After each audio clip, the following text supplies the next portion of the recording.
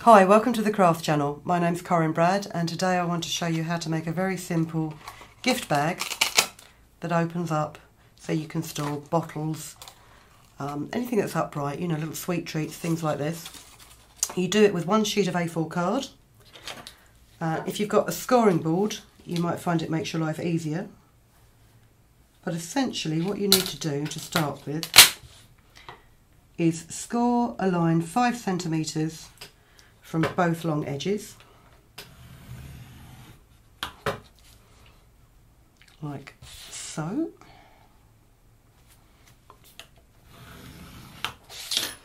And I'm just going to crease along them so I can see where they are.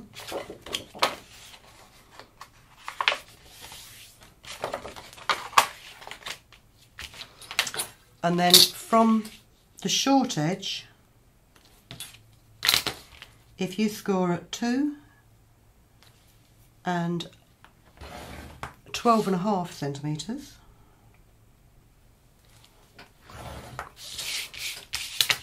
turn your paper around, do the same measurements, 2 and 12.5, and what that will do is that will leave a flat gusset down the centre of your sheet of A4, and that will become the base of your bag. So if you need a slightly wider base, then score it at 12 instead of 12.5. But I find this works quite well. Score it, fold along, crease along your score lines.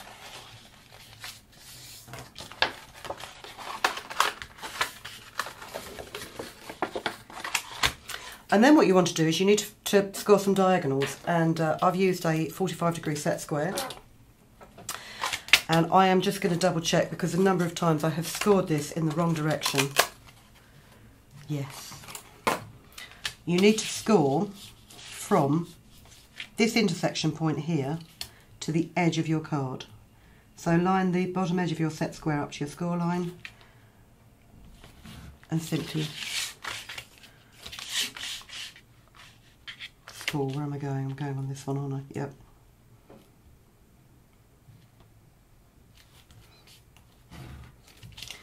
There are times when my geometrical brain fails me, and even when something's staring you plain in the face, you can't actually figure out what you're supposed to be doing with it, like how to use a set square. So we'll make these score lines here. And just gently crease along them, like so.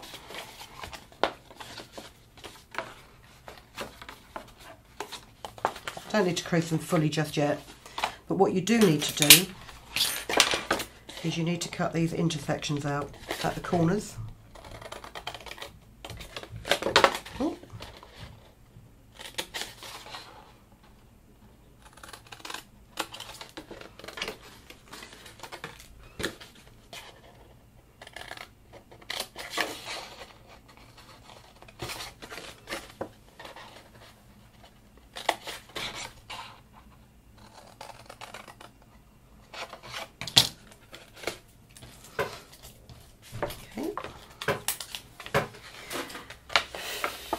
And then you want to glue this to this, but what you don't want to do is where you've got your diagonal bits, you don't want to glue those diagonal bits, they need to be left free because they are what makes your bag into a box.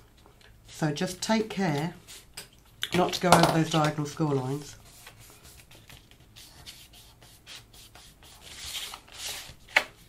I don't know if you can actually see it on the camera. I mean, I can see it here, and you will be able to see it when you're doing it yourself, where those diagonals are.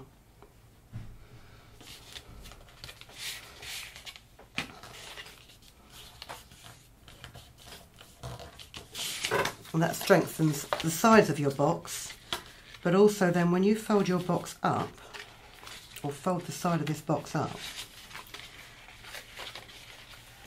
by magic, she says,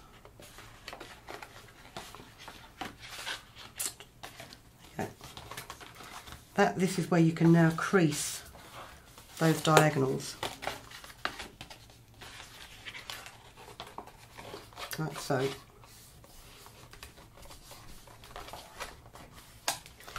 so that your box is a bag has got a box base to it, but if you open it flat, it still lays flat. So you've got that really nice origami style fold. I would decorate the bag on the outside at this point. So I've just got here 2 panels of very pretty fox print paper, and I've cut them slightly smaller. I mean, I've cut these, what have I cut these? 10.5 by 10. So they're slightly smaller than the actual panels of the bag.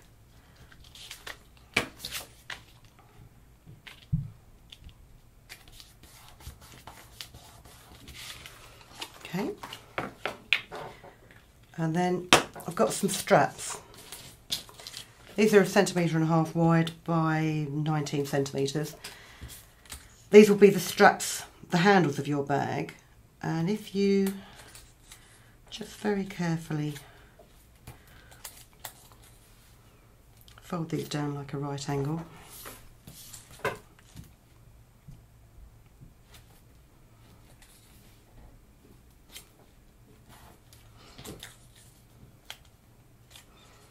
make neat handles. And then to make these extra secure, what you want to do is you want to thread these handles through this folded bit, because in a minute you're going to fold this bit down. So what have I got here? I've got a gap of 2 centimetres between these handles. So I need to just cut slits .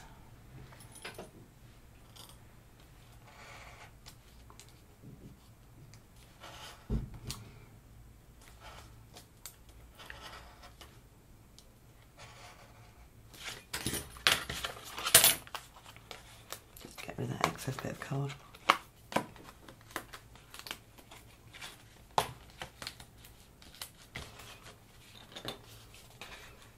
I'm just going to trim that off.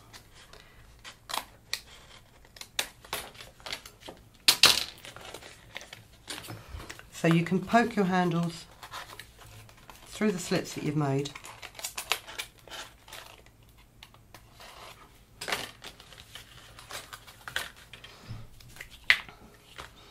Apply a bit of glue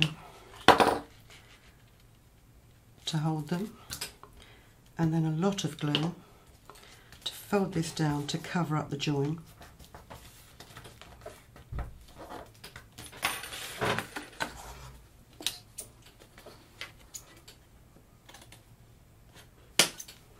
Just going to trim those edges off, because where I cut the intersections off, because I was doing it in a hurry, I haven't done it as neatly as I could have done. And then also what I'm going to do while that's drying, if you get yourself some hook and loop fastener, you know, the kind of thing that you buy, that you get on outdoor clothing and things like this, cut yourself a little section of it, take some sticky glue. This is actually a fabric glue, it's perfect for this,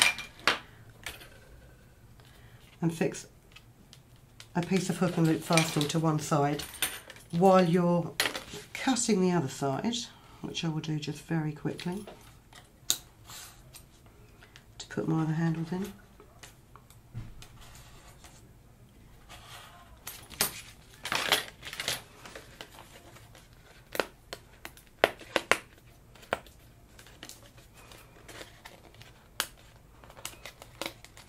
The reason I make 2 cuts for these slots is because if you just make a single scalpel cut, it's quite tricky to actually feed that through.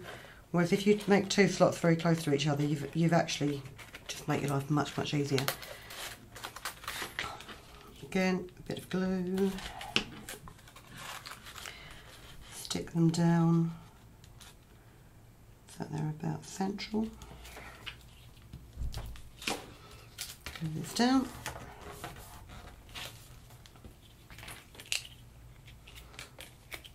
Put some more glue on it because it won't stay down.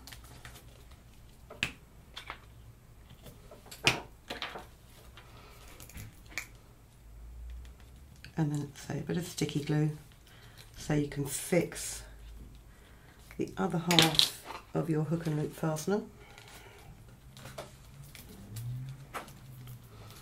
If you haven't got any of this, what you can do is you can just punch a couple of holes in the top of each bag so that you can tie it together with baker's twine or something like this. It all depends what you've got at your disposal.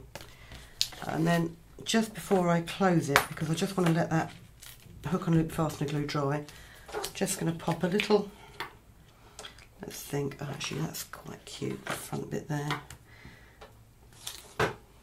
Pop a little tag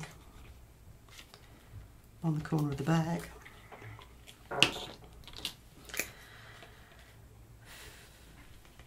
Bit of tacky glue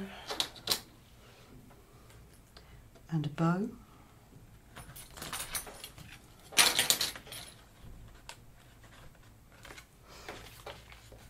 And then fold your bag up like this and simply, this is the other step. When you fold it up like this, to get, you'll find that these outside bits will bow out. The best way to do this is just as you're folding it, push them in like that.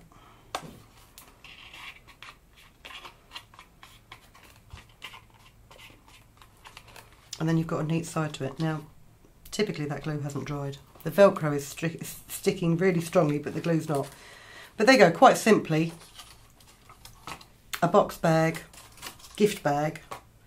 And again, they're great for party favours, for you know, kids' birthday parties or your wedding, Christmas tree decorations if you make them in specific Christmas colours and you can hang them from the tree. Or just as a little bag to just give a friend a gift to show that you're caring. So I hope you enjoyed that. I hope you enjoyed the demonstration and that you will come and see us next time. If you've been inspired to create, please share your makes with us in the comments section below. And if you've enjoyed videos by the Crafts channel, hit the like button. Want to see more of us? Then click subscribe. See you next time.